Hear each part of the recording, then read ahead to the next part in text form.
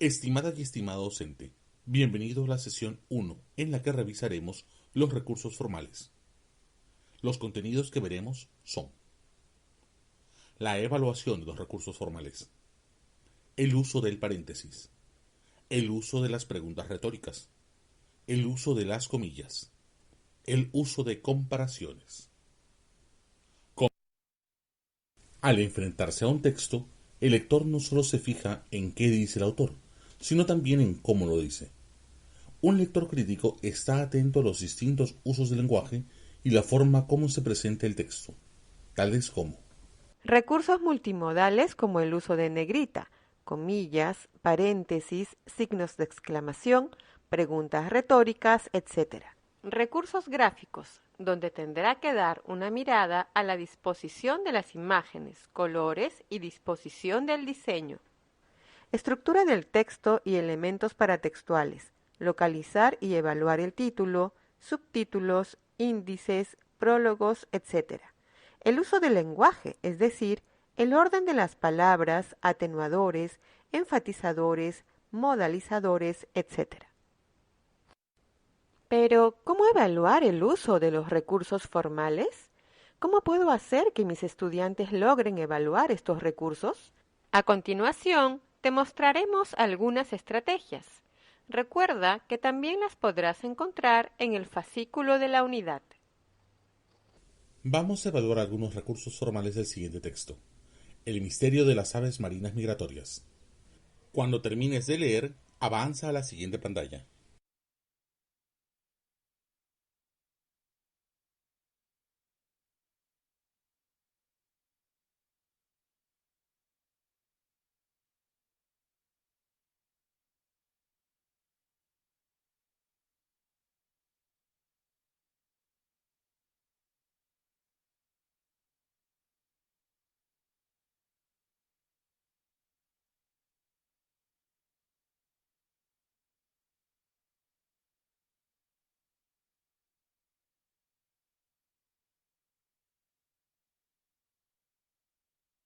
Para evaluar los recursos formales, será importante identificar el tema del texto.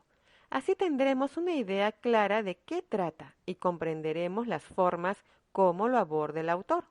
En este caso, como ya hemos leído, el tema es la migración de las aves marinas. Una vez ubicado el tema, debemos identificar los recursos formales y nos centraremos en algunos de ellos.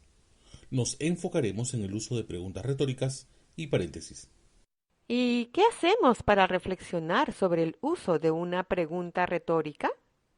Primero debemos ubicar la pregunta. ¿En qué lugar del texto está? ¿Inicio, medio o final? Si está al inicio, es posible que requiera atraparnos o lanzarnos un reto, ¿Y si está al final? pues es posible que haya sido utilizado con un fin persuasivo. El autor trata de convencernos de algo. Una vez ubicada la pregunta, explicamos. ¿Cómo se relaciona esta pregunta con el contenido del texto? ¿Abarca todo o solo una parte? Y finalmente, podremos explicar el propósito de la pregunta. ¿Y qué hacemos para reflexionar sobre el uso del paréntesis?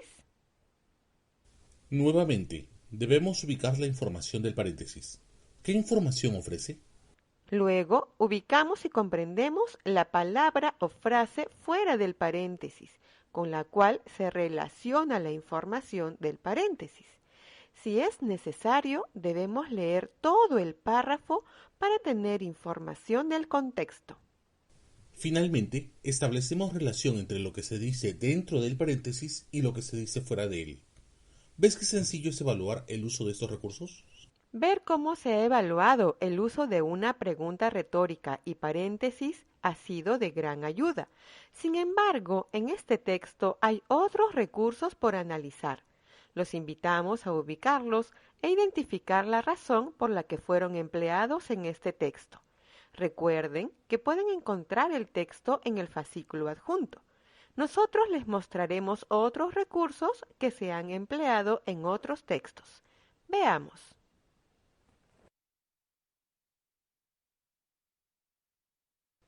En este segundo texto, Grafitis, encontraremos otros recursos formales que vamos a evaluar. Cuando termines de leer, avanza a la siguiente pantalla.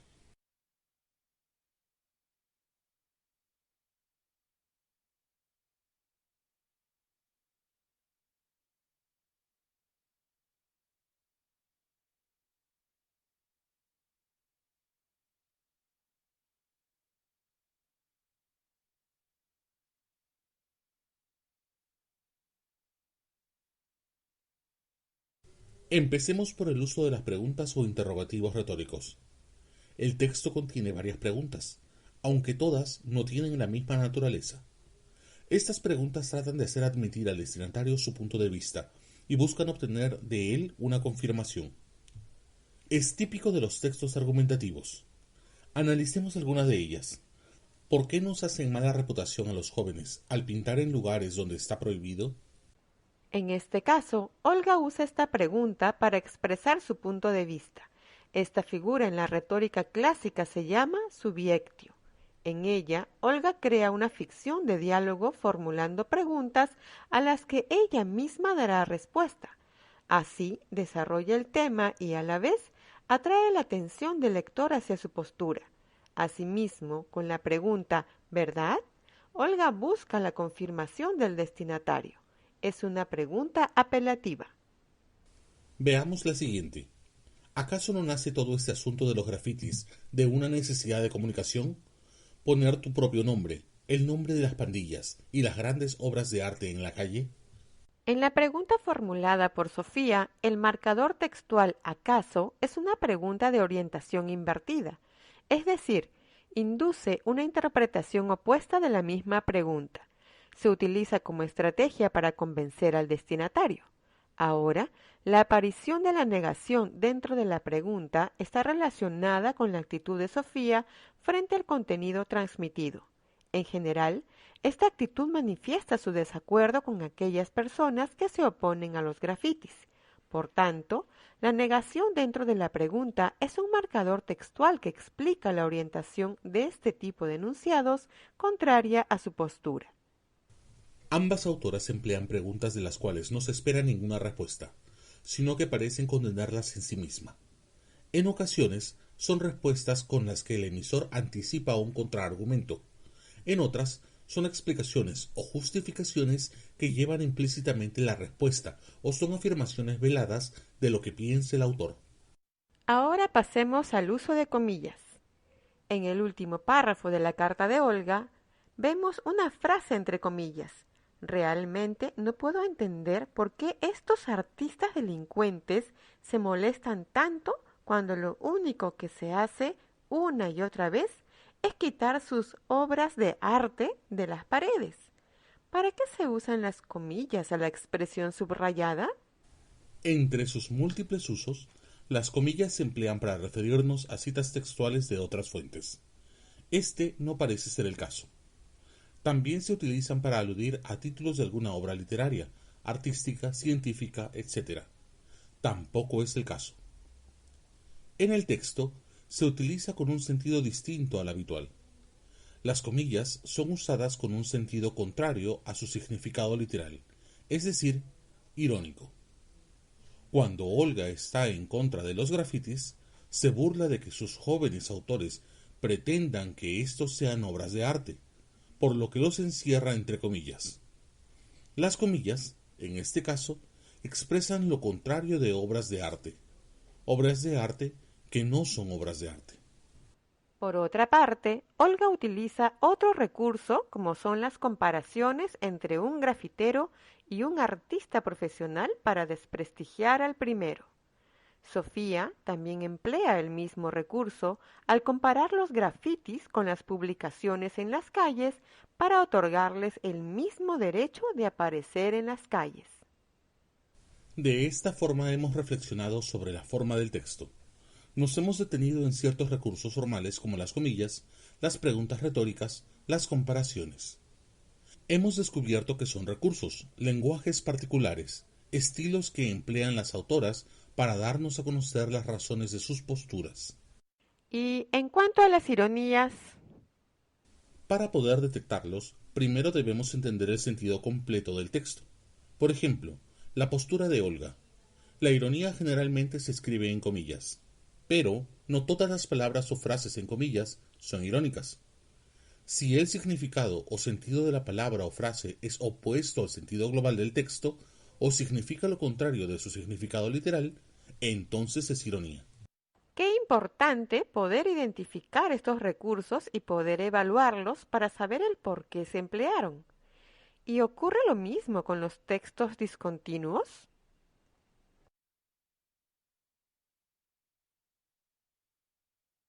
Qué importante será también analizar los recursos formales de distintos formatos textuales. Tengamos presente que la forma como se presentan dependerá del texto y formato elegido. Como veremos en breve, los textos discontinuos, por lo general, presentan mayor cantidad de imágenes que debemos relacionar para poder encontrar el sentido del texto. Para ello, debemos seguir algunas estrategias. Primero, debemos leer y comprender el sentido global del texto. ¿Para qué ha sido escrito? Segundo, fijarnos en la tipografía. ¿Bajo qué estilo se está presentando el texto? ¿Alguna capta visualmente la atención? Tercero, prestemos atención en la disposición espacial de las imágenes. Eje de la imagen, orientación, tamaño, leyenda o verbalización de la imagen. Cuarto, si la imagen tiene un eje y elementos adyacentes, busquemos la relación entre estas. Causalidad, complementariedad, paralela, covariación, constructiva. Pero vamos a aplicarlo en el siguiente texto. El título de este texto discontinuo es El mundo contra el tabaco. Cuando termines de leer, avanza a la siguiente pantalla.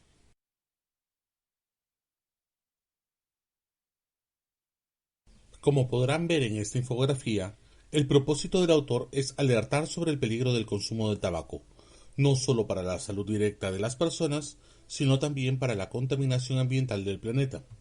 En la parte central del texto tenemos el eje de la imagen, el cigarrillo. Además, 4 elementos adjuntos a este. El primero, los troncos ubicados sobre la imagen del cigarrillo. ¿Por qué están allí? Pues sirven para ilustrar y relacionarse con la idea expresada arriba sobre el consumo exorbitante de madera. Ambas partes se relacionan para contribuir al sentido de todo el texto. Los troncos cortados y secos que están sobre el cigarro son las consecuencias de la producción del tabaco. Relación causal. Ahora, para reflexionar sobre el uso de estos recursos, podemos responder de manera personal. ¿Cuál será la relación del cigarrillo con cada uno de los elementos puestos sobre este? ¿Por qué la información verbal se dispuso en la parte superior de la imagen del cigarrillo? ¿Qué relación hay entre los 4 elementos que acompañan al eje de la imagen? También encontraremos el uso de comillas en la parte superior del texto. La epidemia del tabaco. ¿Para qué se usaron las comillas? Las comillas en este caso quieren darle un sentido irónico a la expresión. ¿Quieren resaltar la frase? Al parecer, en esta parte del texto, las comillas sirven para darle un sentido figurado al comparar el consumo del tabaco con una suerte de epidemia para darle un carácter masivo a un gusto o adicción consciente. Se quiere enfatizar el hecho de que el consumo de esta planta es masivo como lo es una epidemia.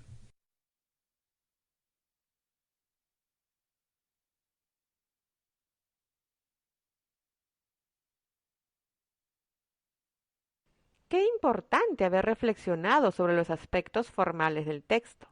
En muchas ocasiones podrían pasar por alto cuando leemos un texto, pero hoy nos hemos dado cuenta que han sido utilizados con una intención. Así es. Estos elementos son usados con distintos propósitos, ya sea llamar la atención del lector, guiarlo en la lectura, señalar la importancia de alguna parte del texto o enfatizar ciertos significados según la intención del autor. No debemos dejar pasar ningún dato que se nos presente al leer un texto. Esto permitirá seguir enriqueciendo nuestra capacidad lectora. ¿Qué actividades y estrategias adicionales podemos utilizar para que los estudiantes reflexionen sobre los recursos formales que emplea el autor? 1. Es importante fijarnos en la forma como el autor comunica. Para ello, debemos identificar los recursos de lenguaje que usa el autor, tales como el paréntesis, los títulos, comillas, notas al pie de página, recuadros clave, preguntas, palabras en negrita o en cursiva, una imagen, tamaño o color de las letras. 2. Es necesario reflexionar sobre ellos considerando que el sentido de su uso y de su función dependen del contexto de la lectura, para darle fuerza, para resaltar determinadas ideas clave, para señalar ideas complementarias, para darle un sentido irónico o figurado, para ejemplificar o aclarar expresiones, etc. Todo ello enmarcado en una situación comunicativa. 3. Se necesita explicar cómo esos recursos formales configuran el significado de un texto o el sentido del texto. 4. Para analizar las imágenes, podemos utilizar algunas herramientas de la semiótica visual. Estamos seguros que todas las pautas brindadas a lo largo de la sesión contribuirán a potenciar nuestras sesiones de clase. Recuerden que encontrarán toda la información y más en los fascículos adjuntos. Ahora es momento de poner en práctica lo aprendido. Los invitamos a completar la autoevaluación.